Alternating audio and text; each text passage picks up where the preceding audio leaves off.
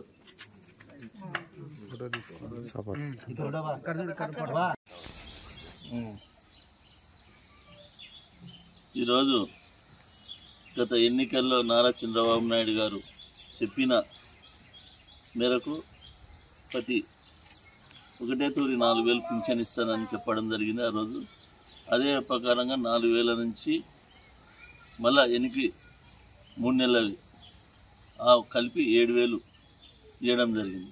ఈరోజు పింఛన్దారులు చాలా చంద్రబాబు నాయుడు చెప్పినందుకు వెంపడే మాట నిలబెట్టుకుని 15 రోజులకే ఇవి ఇవ్వడం చాలా సంతోషం చేస్తున్నారు.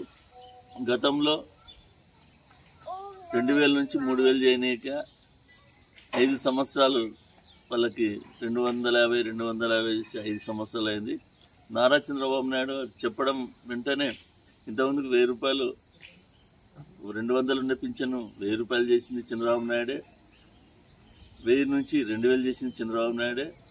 ఇప్పుడు 3,000 నుంచి 4,000 చేసింది కూడా చంద్రబాబు నాయుడు. ఆ సంతోషంతో ఈరోజు వృద్ధులంతా చాలా చంద్రబాబు నాయుడు చెప్పిన మాట మాకు ఎంపడ చేసిన సంతోషం వ్యక్తం చేస్తున్నారు. కాబట్టి ఈరోజు పల్లెల్లో పండగ వాతావరణం ఉంది ఈరోజు.